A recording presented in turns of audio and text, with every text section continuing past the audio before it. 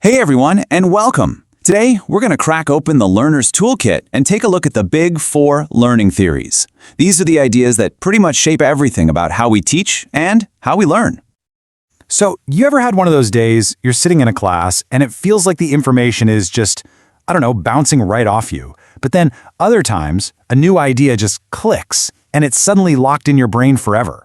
So what's the deal? What makes that difference? Well, the answer really comes down to the design. The secret is in what we call learning theories. Think of them like the actual blueprints that teachers and course creators use to build lessons that, actually work. And listen, getting a handle on these theories, it's not just for academics and ivory towers. It's kind of like unlocking a superpower. I mean, whether you're a teacher, a student, or honestly just curious about how your own brain works, this knowledge helps you create, or even just find, lessons that truly connect and actually stick. Okay, so what is a learning theory anyway? Well, at its core, it's basically a framework that tries to explain how we humans acquire, process, and hang on to knowledge and skills. So now that we've got that foundation, let's open up our toolkit and check out the first big one. All right, first up in the toolkit is a real classic, behaviorism. This one is all about what we can actually see and measure. So, behaviorism basically says that learning is all about stimulus and response. It's a change in behavior you can literally see, and it happens because of how we interact with our environment. The go-to example? Training a dog. The dog does a trick, it gets a treat. That little reward, that positive reinforcement, makes it way more likely to do the trick again. It really is all about actions, reactions, and the consequences that follow. Okay, let's grab our next tool. This one shifts from the outside world to what's happening inside our heads. We're talking about cognitivism. So, while behaviorism is all about the outside, cognitivism is what cracks open that black box of the mind. This theory views the learner as an information processor, kind of like a computer. Learning isn't just reacting to stuff. Nope. It's an active mental process of taking in info, organizing it, storing it away, and then pulling it back out later. Think about how you tackle a really tough math problem. You break it down into smaller, manageable steps. That's pure cognitivism at work. All right, our third tool, constructivism, takes this whole active learner idea and cranks it up a notch. Here the learner isn't just processing information, they're building with it. See, constructivism argues that we don't just passively absorb knowledge like a sponge. Instead, we actively build our own understanding of the world.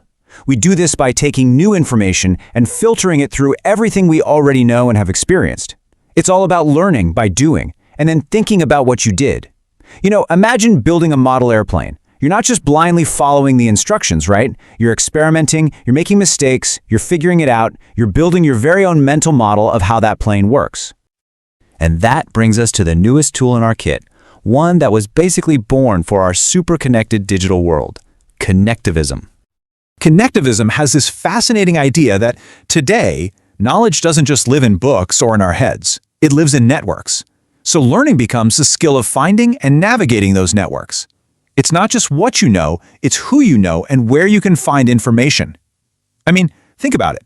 If you've ever learned a new piece of software by jumping between YouTube tutorials and asking questions on a forum, well, you've been doing connectivism without even knowing it. So, there you have it, the big four. But honestly, just looking at them one by one only gives you part of the picture. The real magic, the real aha moment, comes when you see how they stack up against each other in the real world. Yeah, check this out. This breakdown just makes it all so clear, doesn't it? With behaviorism, you're thinking rewards, like getting a gold star. For cognitivism, it's all about structure, like using a timeline to make sense of historical events. Constructivism, that's all about getting your hands dirty, like doing a science experiment.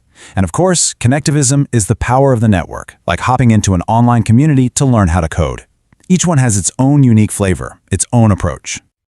But here's the real kicker, the most important thing to remember. The best teachers and honestly the most effective learners, they don't just pick one tool from the kit and stick with it. They know that real, deep, lasting learning comes from blending them all together.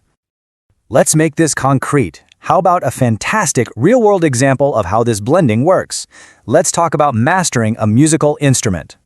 I mean, think about that journey. You have to start with behaviorism, right? The endless, mind-numbing repetition of scales to build that muscle memory.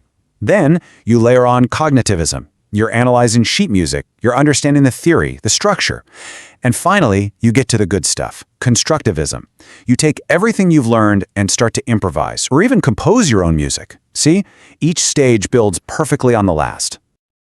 Or hey, how about learning a new language? Super quick example. You can use a behaviorist approach, right? Like using flashcard apps to drill vocabulary into your brain.